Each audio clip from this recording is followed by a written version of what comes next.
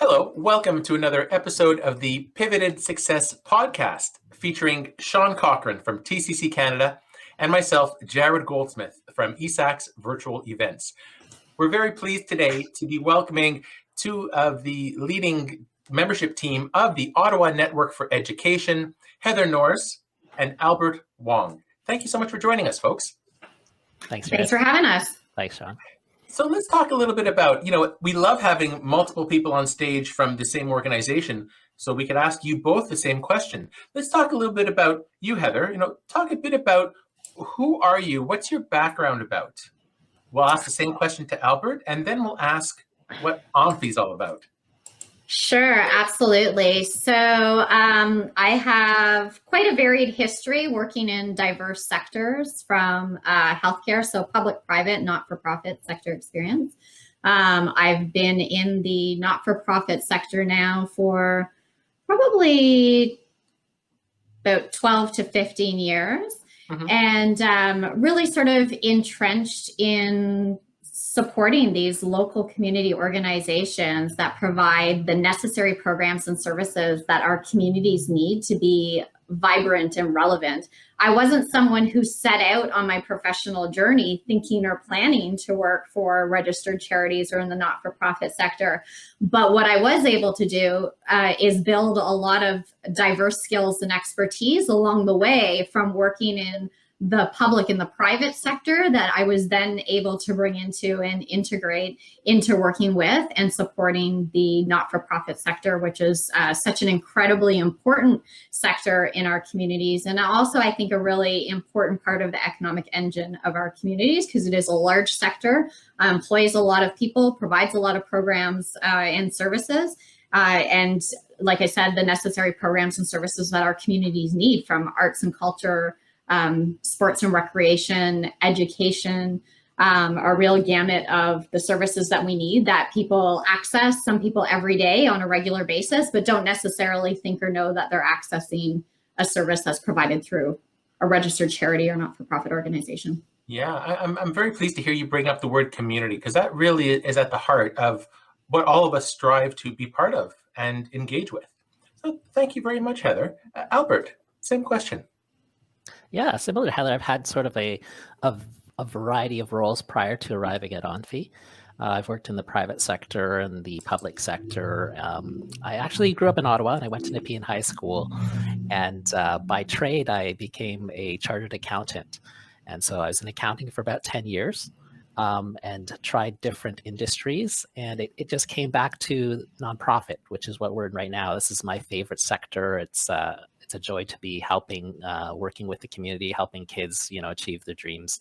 And I get to meet amazing people like you guys out here just working in the community. So thanks for having us.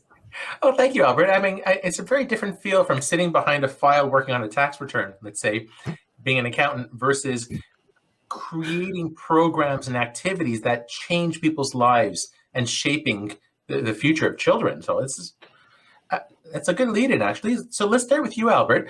What is Onfi all about from your perspective? And then we'll hear from Heather. Yeah. Okay. So, from my perspective, Onfi, we address so many needs of our community through our K-12 schools. I'll focus a little bit more on the junior achievement aspect, because I know Heather's got the whole purview of Onfi. But for junior achievement, for example, it's really about connecting our volunteers and experts in the community into the school system to help youth learn about business skills, financial literacy, different types of careers they could pursue. So it's really exposing students to career paths that they might never have considered before. I mean, when I was in high school, I could probably name you off 20 jobs, really. And I was supposed to choose my career out of that. So guess what? I picked one of those 20 jobs. But we know there's like tens of thousands of jobs and new occupations like coming up all the time. So really, to me, Onfi is, I think we're like, we're kind of a community connector, and we have like our special sauce is really getting connecting the community with the school system, right? Like we have a special place, and I don't think anyone does it like we can do it. Yeah, and what is the Junior Achievement Program, Albert? Yeah, so Junior Achievement, it's actually that's international, but it's also delivered across Canada. So in Ottawa, JA Ottawa, we deliver hands-on experiential programs where volunteers connect directly with the students and teach students practical, useful skills such as how to build a business plan, how to build a personal budget, how to save, how to invest, and then also talk about different types of career opportunities and educational paths. And we've been doing this with Onfi. Onfi's been doing JA for about since 2012. But JA has been in Ottawa since the 80s. And JA also exists in Canada since 1955 through JA Canada. Okay. It sounds like a program I wish they had when I was a student. Who knows where we would have been right now. Heather, let's talk about maybe the broader picture of what the Ottawa Network for Education is all about. Absolutely. Of course, I'm likely a little bit biased because I think we're a bit of a diamond in the rough. And I really do appreciate the opportunity for you to have us today because we always like to share our information and what our organization does. So with Onfi, we fuel kids and ignite learning, making sure that all children in Ottawa have an equal start every school day. So we are a charitable organization and we collaborate with partners from education, business, government, and the community. We develop programs for kindergarten to grade 12 students, and we do that in partnership with the 4 public school boards. So our programs are within the school boards. We support children and youth in English and French, and no other community organization has the ability or reach that we have to provide these much needed programs across the region. So right now, we currently have 8 programs running within the schools. As Albert mentioned, Junior Achievement is one of our 8 programs run by our dedicated team of staff and volunteers. And as Albert mentioned, we address a number of diverse issues and challenges under 3 pillars. So health and well-being, learning, and career readiness programs. So within our work, as a registered charity, we need to fundraise all year, every year. So we raise about $1 million annually from the community. And in a traditional year, we recruit, train, and place over 3,000 volunteers to support the work that we do within the schools.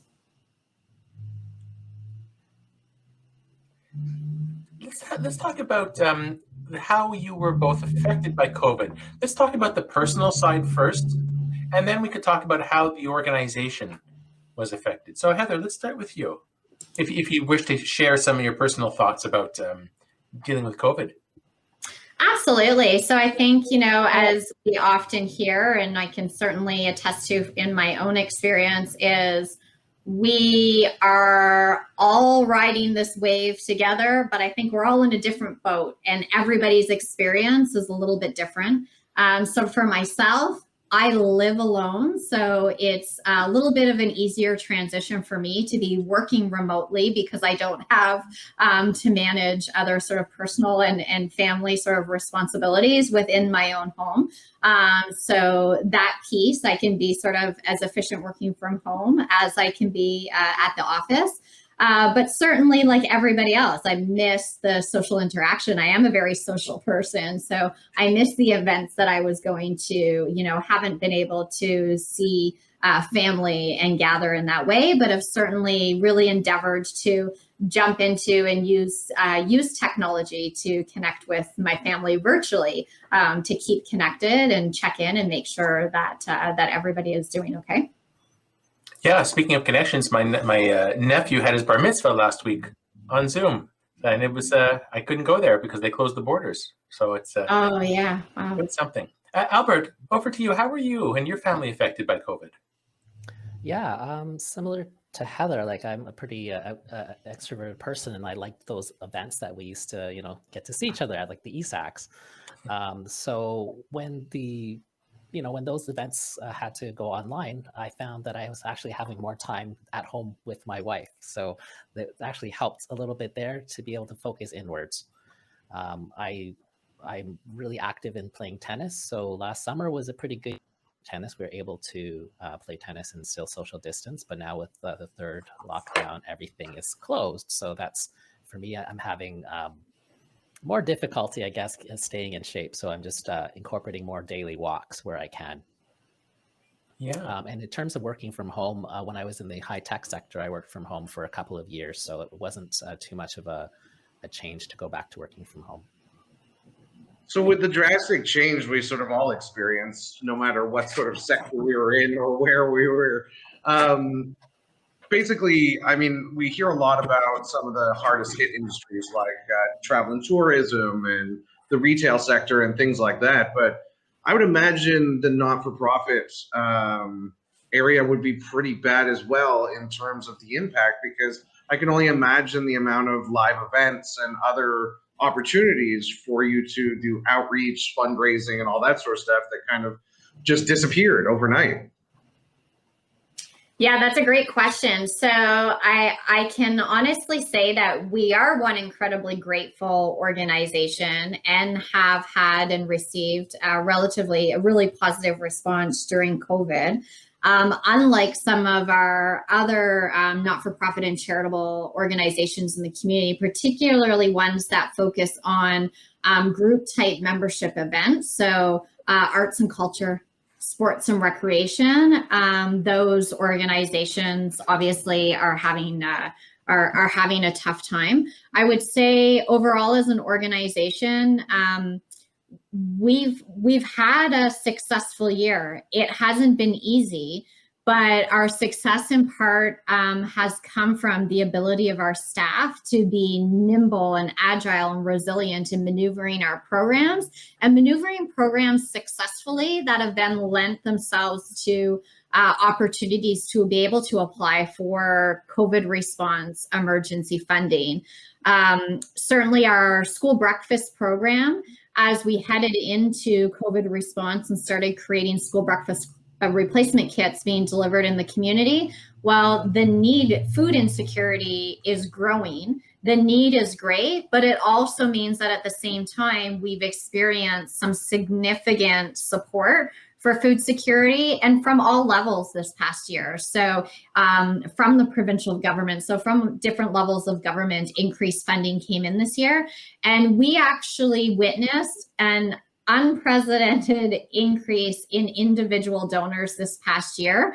Donations coming in to support all of our programs, but in a large part for the breakfast program, and have brought in donors, new donors who weren't previously supporting, and from different areas, like a lot of support from the education community, you know, teachers and parents and EAs and people looking to us to continue to support and engage with their students.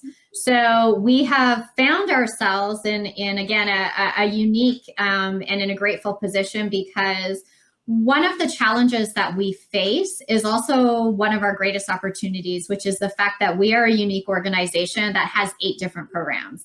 And the challenge that creates is it also means that we're fundraising all year, every year for 8 different programs and 8 different issues.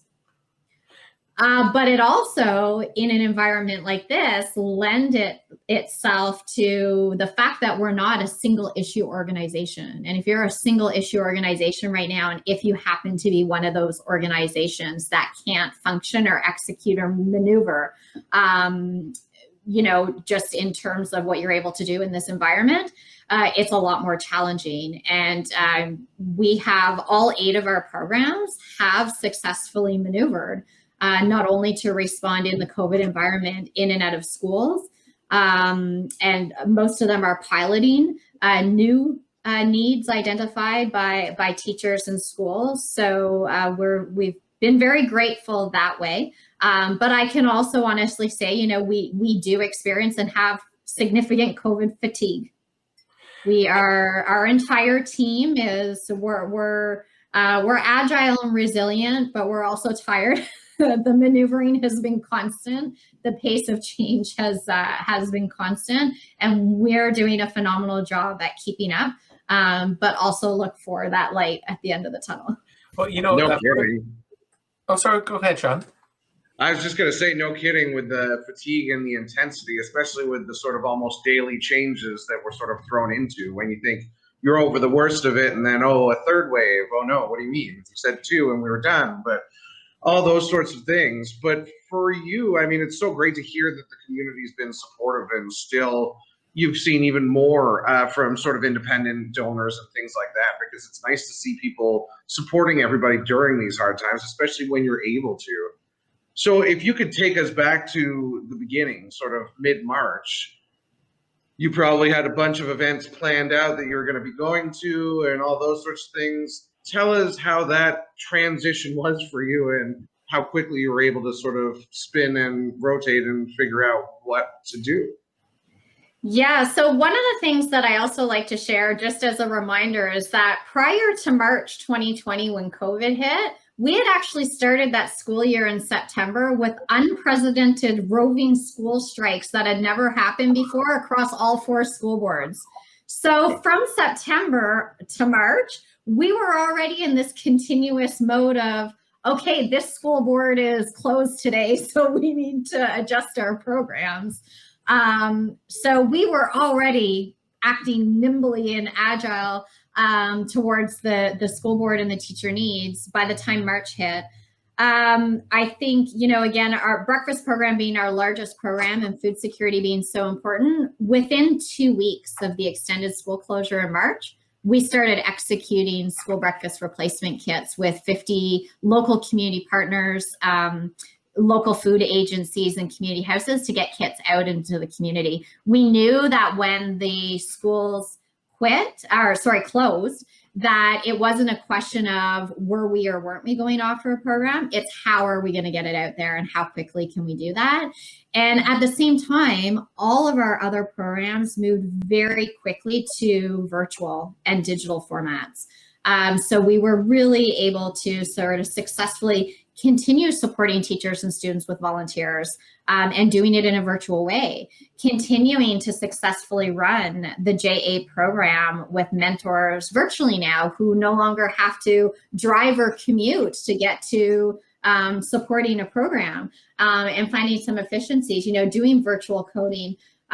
We have an indoor classroom garden tower program, and the towers couldn't run this year, but we just launched a windowsill garden program, and we mailed seed kits out to hundreds of teachers and students so that they could grow at home and then plant in their gardens this summer and continue growing. So we've really benefited from the creativity and the innovation amongst our staff team and their ability to really execute on keeping these programs relevant and responding to the need to meet students where they are. So we really are making the shift from working and meeting students just in the schools during class time to now needing to meet them where they are if they're at home or. Well, in retrospect, having to go through the school closures because of the strike and then COVID, so you were somewhat already familiar with schools closed. Here's what we have to do now, let's say for the breakfast program or JA. So I guess in retrospect, it's probably good practice. But let's talk, Albert, how have you pivoted for success? Let's talk about your personal side now. You said you used to work from home when you were in the high-tech industry. Mm-hmm. What have you been doing differently this time around? Yeah, actually, that is a great question. So having to be home more often, right? It's given me more time to focus on things that I've not been focusing on. So one of it is mindset and working on kind of like personal development. So now being at home, I focus more on starting the day out with a certain practice of gratitude and meditation to start the day, to make sure that I'm centered, because we know that when we turn that computer on, there's just lots of things to do. And we're always, giving a lot of our energy and focus out, that it's important that we have to fill our tank every day. So I start that first thing in the morning. And I try to incorporate certain things like getting out and doing some walking around the neighborhood and getting some fresh air into the system. Because, if we don't do that, if we don't schedule the time, I've realized this, if I didn't schedule a time to go out for a walk, I'd basically be at my computer for like 8 to 10 hours a day. So that's some things I've been focusing on more, is what can I do to look after my own health? And so, yeah. How about you, Heather? Have you changed any of your mind frames to be able to work from home, like you're in front of your computer all day? Absolutely. So I can, comfortably share what I'm sure so many people have experienced. So when I started working from home, I started off with my laptop at my kitchen island, and then very quickly started to get a sore back. So then I moved to my dining room table where I was for a couple months, because I don't know if you'll remember, back when COVID started, it was incredibly difficult to find and buy any office furniture. So I didn't have, in my life, I've moved quite a few times, and I have always had an office setup until I moved back to Ottawa a couple of years ago. And so it was the one time that I actually needed it and didn't have a full setup. So it was probably close to 6 months in before I actually got properly set up with a desk, with a chair, to set myself up more ergonomically.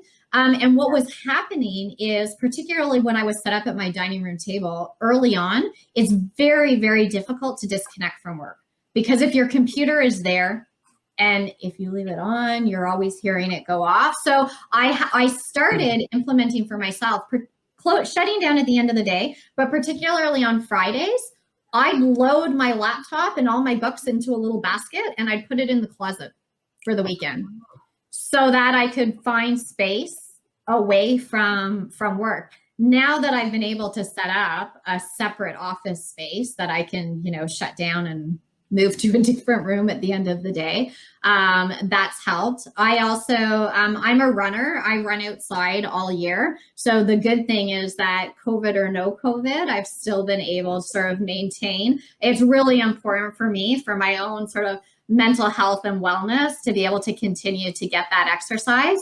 Also important for me to be checking in with others. So, my mom lives alone, so I FaceTime with her every single night, and I check in and say, hey, how you doing? How did your day go? And I find throughout my days and weeks, I check in with different friends. I check in with different colleagues and coworkers, just randomly, just to check in and say, hey, how are you doing? How are you and your family? So that's just all part of, trying to also, it supports, my well-being. Well, just to be able to disconnect, I think that's such a valuable aspect, because I think most of the mental health that people are realizing is we're working so much more than we ever have been. No traffic. You don't have to find a parking spot or leave early or late. You just back-to-back meetings, so much more productive that we didn't realize it was happening to us. And to be able to physically unplug and throw your stuff in the closet, and then, or maybe not throw it, but drop it, leave it in the closet, and then come back in a few days, that is a real good suggestion. That's a really nice idea, Heather, to disconnect. I think too, one of the other things that changed, I know for me, and a lot of changes for our staff, is also being mindful. We've done a lot of work this year in supporting and building our internal culture of wellness and supporting our employees and our team. And, certainly we've got a whole myriad of complexities with people working at home, right? We've got, people who are looking after and caring for. We have people who live with, or people who are essential frontline workers. Mm-hmm. We have employees who have kids at home of all ages. And we have a number of our staff, probably a third of our staff right now, who have public school age children at home, where they're doing the trifecta of working, parenting, and teaching during the day. And for me, how that transpires is we offer and want that flexibility for our staff to be able to plan their schedule in a way that works for them, to help them manage that home and the personal and the professional balance. But what that means is I sometimes have weeks where some staff come online really early in the morning because they want to get a couple hours in before their kids are up and active. Then they might be on late in the evening after their kids are going to bed. And that's great, because we're providing some flexibility, and it's really important now more than ever, I think, to be able to do that. But it also means that I'm receiving emails and a workload that can run from 4 or 5 in the morning till 10 or 11 at night. So in my role, I also have to be very mindful and very strategic, because I recognize that while they have to work some off hours, I also need to be responsive to some of their needs that come up that are important during that time. But at the same time, managing it in a way that makes sense and doesn't have me sort of burning the candle at both ends all day, every day, when everybody's working such varied schedules. Well, Heather, thank you for sharing how you have helped others to adapt for your staff. Albert, let's ask the question for you. And as it relates to, let's say, some of the other JA mentors or even the students, how have you helped them to adapt to COVID? Absolutely. I think, so prior to COVID, our traditional JA program model has always been volunteers in the classrooms with the students. So having that, face-to-face time, the personal relationships, it's hard to match that. So when the schools were closed, we didn't want the students to miss out on those continued opportunities. And we heard from our volunteers themselves saying, we love to volunteer and we actually miss doing that, but we just can't leave right now. So what JA did is our maneuvering was something that we've been doing across JA Canada, is that we were moving our programs to virtual. So that basically encompasses having volunteers, for instance, Google Meet, right into the classrooms with the students and taking them through online activities with the students, or also sharing their own career paths and their own stories. So the way we've been able to help others is really just to make that connection again, because that's something that is, you just can't, it's hard to describe how powerful that is. Like, Jared, you know this yourself, and Sean too. Sean, you were a student in the JA Company program. When you have mentors helping the next generation, right? That's inspiring. It's inspiring for the mentors to be able to give back. And so many volunteers will say they get so much more out of volunteering. And then the students, students have told me the reason they've changed what they're studying in school, have chosen to create a business, is because their experience in the JA program. So we never wanted to lose those opportunities for the students. So really just finding that way to connect them virtually is the way we've helped others. It probably helps too, I imagine, at least with the sort of generation of children we have now, is they're also well versed when it comes to technology. So they can probably do circles around most of us when it comes to the ins and outs of a lot of these technologies. So have you found the sort of uptick from the students especially has been pretty good, considering it was a complete shift from before? Well, partly yes and partly no. The technology is not an issue with the students. But given the challenges of being in school and then out of school again and then learning from home, it's a super long day for the students. And it's very discouraging for students not to be able to see their friends. So they're struggling like we are, but only they're teenagers and younger. So you can only imagine the additional types of struggles that they're facing. So, many teachers tell us like this, they don't know what their students actually look like because their videos are off. So if they were to see them in the store, they wouldn't recognize their students. So there's a level of disengagement from students we're seeing for sure. And there's lots of challenges just within the family units themselves. So when we see a program like JA Company, where we had this pitch it event through the eSAX virtual events, pitch their virtual businesses to the audience and judges, you can see the excitement the students had and how proud they were of the businesses that they created. And this is a program that they can do regardless if the schools are open or closed. So that's very rewarding, just to be able to continue to do the work that Onfi does, is that we can't lose connection with our community, regardless if the schools are open or closed. Yeah, it's that connectivity that people are going to realize helped us all get through it in whatever way, shape, or form. Heather, let's ask, what are you most excited about? That's a great question. I think, like everybody, I'm excited to get to the end of the road with this pandemic and get a sense of what our new normal is going to look like. I think that's exciting.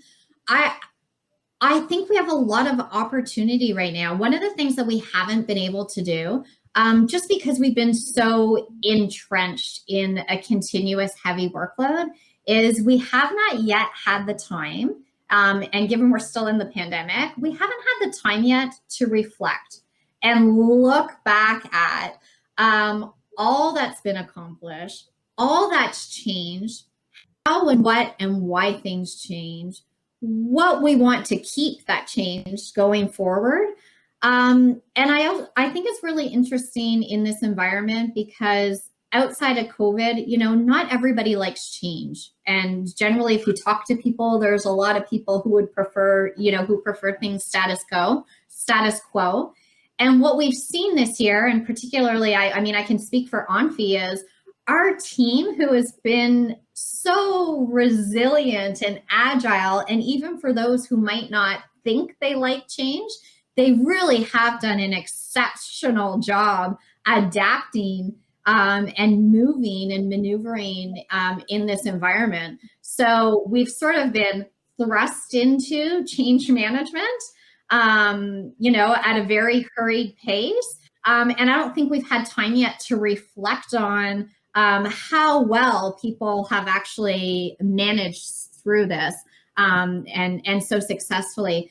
I'm also excited because I think what this environment allows us to do is make some pivots and changes that maybe we couldn't before or didn't want to. And now we actually have an opportunity organically to let some stuff go and transition some things. And a year or two from now, maybe nobody's going to notice that we let that piece go or that we maneuvered. So I actually think it's an exciting time. I know within Onfi, we have a lot of creativity and innovation and real empathy for the work that we do. So we're actually working on some vivid visioning for our organization's future. So I don't know what that will look like, but I think it's a really exciting time for us to be brainstorming about the what could be, given what we've experienced this last year.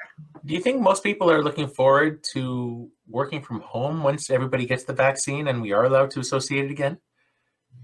That's a great question. So we've done a few staff surveys throughout COVID. And as you can imagine, I think we're going to be heading back to some version of a hybrid model of work. So we know that, and similar to my last comment about not everyone liking change, if I talked to Onfi colleagues a year and a half ago and asked what they thought about working remotely, there were a lot of people who were adverse, like, no, I'm coming into the office. I can't, I have to be in the office. I can't work at home. Well, all of a sudden, that changed, 360 degrees. And people have become very comfortable and very efficient working remotely. However, I do think that people really do miss the social and the networking aspect that comes with being in the office. And I think that's really important. And I think that's one of the challenges that we have going forward is how do we build and keep and retain the Onfi culture that we had when we were a social group of 25 people working in an office to now having this hybrid model or this remote work. That's a piece that I think for us we'll continue to have to work on. We're an organization that does really great potlucks. And let me tell you, and I also like to eat. So we're missing some of those real, social aspects. And so I think there is a willingness to want to get back. But I can tell you that from our staff surveys, there isn't anybody so far who said, I want to be back in the office 5 days a week. Well, once you decide to have a potluck virtually by having people drop off different items at different homes, maybe you deliver to Orleans. That's where I live. Albert, what are you most excited about? Wow, I'm excited about seeing you guys like face to face without a screen in front of me. Personally, I'm missing the team at Onfi. Like Heather says, we have an incredible group of individuals. The potlucks are amazing. I can say that for sure. Miss eating lunch with my teammates. I miss being out on the tennis court. I'll say it again. There's so many tennis videos I've watched. There's so many things I can do now in my mind, but I really actually have to be on the courts to try it out. Hey, you sent a note, potluck hero. That's a good hashtag. I like that one. Yeah, for sure. And of course, I miss being in, I was telling Heather this, I miss seeing the kids in the schools and seeing them like behind the scenes running their businesses and going through the challenges. How are we going to market this product, right? And hearing something the mentor just kind of plants a seed for the students. I'm like, that's very clever. Yeah. So it's going to be nice just to see people again and just be in there. But we do know there'll probably be a hybrid model that continues for JA as well, just because we're able to reach like the far regions of Ottawa too, and include students from West Carleton, where it might have been very difficult for some volunteers to drive out there.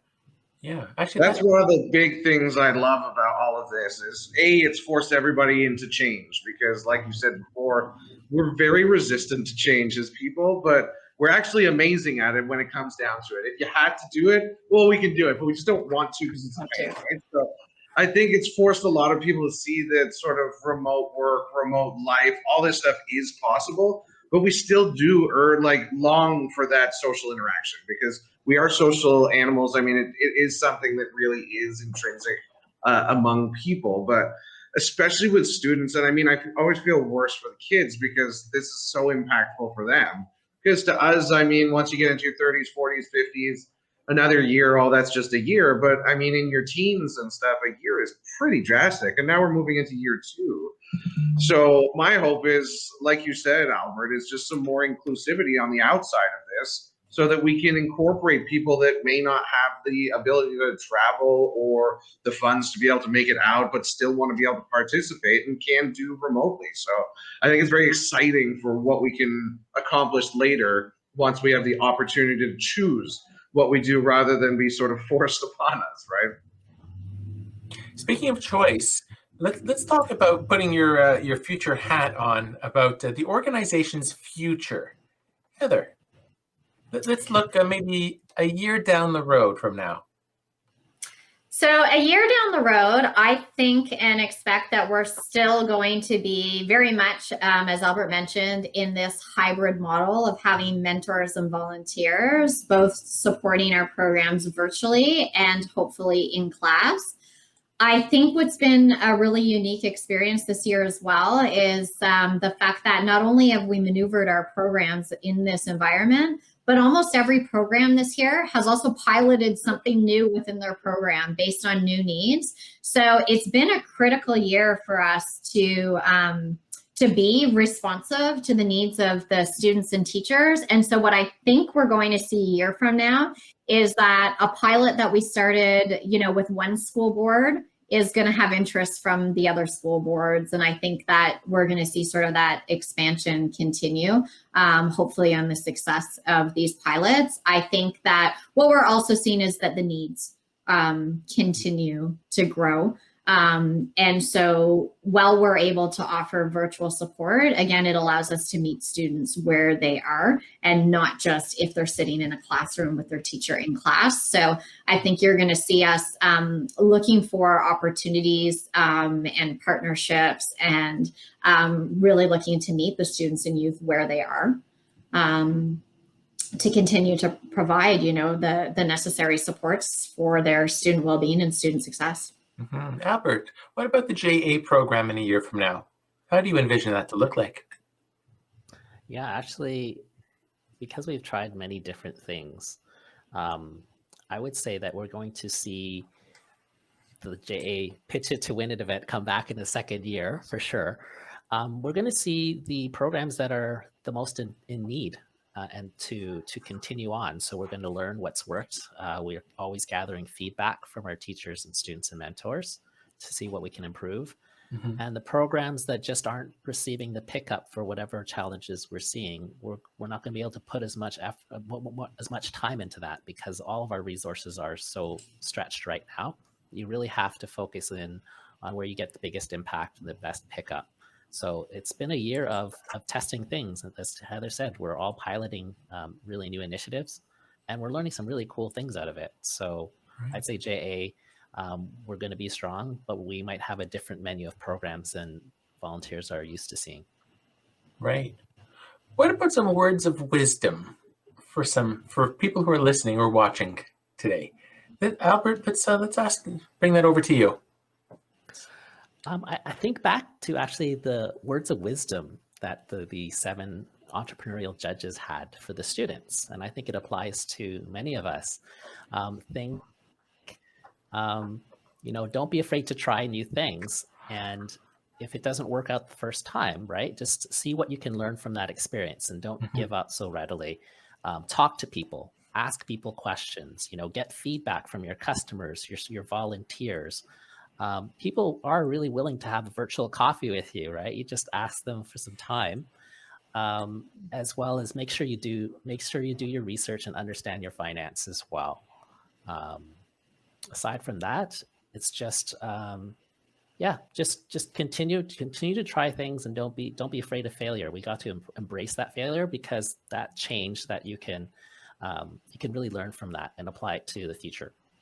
Absolutely. Well, I love you say that, Albert, too, because I find as entrepreneurs and things like that, everybody looks at failure as proper failure. Whereas if you're a hockey player or something like that, every time you miss the net, that's probably practice to get better, to get more accurate, to get wherever, which is really, as an entrepreneur, what failing is. You have to get over that mindset that, oh, well, my life's over because I failed at this. And I don't think there's anything in life within reason that you can't sort of move on from once you've gotten over that mistake or that error or whatever it is, and learn from it and grow from it, right?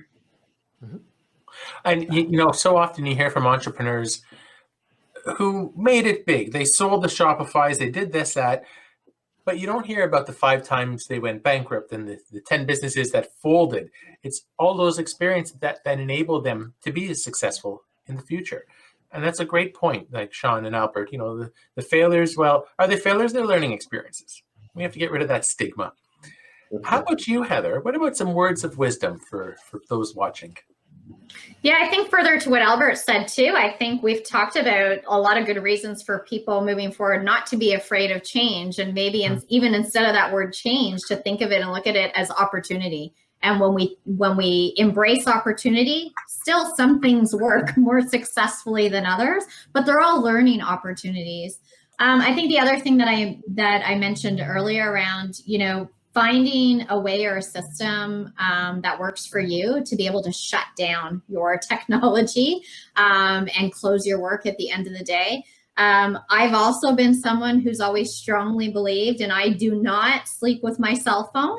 And I'm a very good sleeper and get lots of rest. So I highly encourage people not to have their cell phone beside them. I think it's really important for people to be able to give their mind a rest and not hear their phone dinging at all hours of the day and night. And I think one thing that I've learned, particularly during the pandemic, is how important it is for everybody to stay connected. And staying connected looks different for everyone, but you need and should find somebody in your network, whether it's a family member, a friend, or a colleague, but somebody that you can just connect with on a regular basis and just, you know, chat about all the good, chat about all the bad, but somebody that you can just, you know, communication and staying connected to somebody else, I think, is really key right now too. Really important. Sure. I would like to share something that Albert posted in the general chat, is the acronym for FAIL, First Attempt in Learning. That's brilliant. Mm-hmm.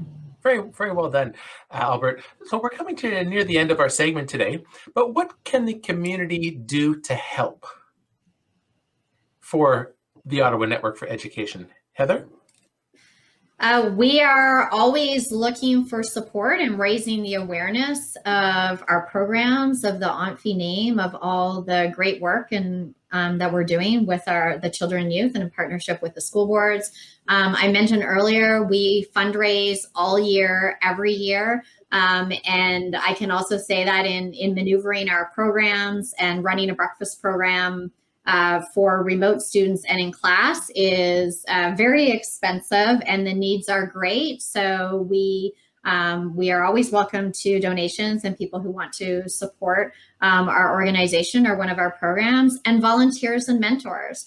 So if you think about the school environment, almost anything you could think of, we could find a volunteer opportunity. If somebody has an expertise in math or science or plays musical instruments, wants to support English as a second language learners, there's all kinds of opportunities available. So chances are, if you're looking to volunteer, we can probably find a great fit. Well, actually, I'm not sure if I'm getting back to playing saxophone. I've been playing for 35 years, but because of COVID, Okay, that's a little off topic right now. But Albert, what about you? What can the community do to help the Junior Achievement Program? Yeah, it's very much along the same lines. Heather summed it up very, very well. It's to spread the word about JA and Onfi.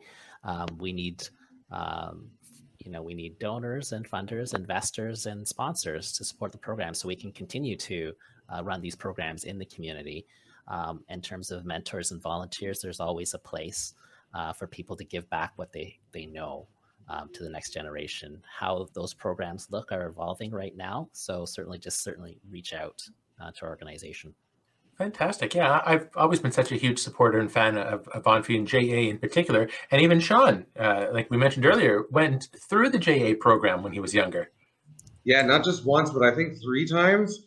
So we did the lead up and then the JA company program. We did the international exchange one, I think was the last one I got to do, which was very exciting. We didn't go anywhere, but we just teamed up with another group from another country. But that was very eye-opening for us because it was like, well, what can we export to them and import from them? So it was a very exciting program, especially for high school, where I found a lot of the time it was hard to sort of really engage with something that was interesting in the sort of schooling a lot of the time. So it really sort of touched.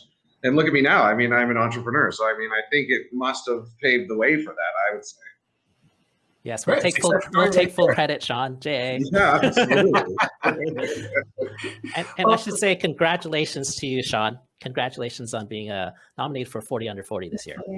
Thank you. Congratulations. Yes, congratulations. Fabulous news. It's all from JA, obviously. Exactly. Really the start. So kids out there listening to this, JA is the way to go. Is there anything else either of you would like to add as we're wrapping up now? I would just add that please visit our website, check out Onfi. If you do have any questions, please touch base with us. We are always here and available. We are always looking to connect with new partners in the community. So please check us out and touch base. Well, thank you, Heather. And what is the website and what is the link that somebody could reach out and get in touch with you? It's Onfi, ONFE-rope, ROPE.ca. Perfect. Well, thank you so much. Sean, was any last minute closing? No, that's great. Thanks so much for joining us, guys. We really appreciate it. It's such a nice sort of change from some of the other people we've had a chance to talk to, because I mean, it's very business focused, and this has been very kid focused, which I think is an area that everybody feels has been, I mean, a really hard time for people during this time, whether it's being stuck at home, not getting to see their friends, or just the general sort of turmoil that is our world right now. So I think it's amazing that there's programs like yours that exist. And I think it's incredibly important, like you mentioned, Heather, that the sort of fabric of society. So, I mean, it's really important that we look after these organizations and try and help any way that we can. Absolutely. We're all working together to build our next generation of entrepreneurs, philanthropists, teachers.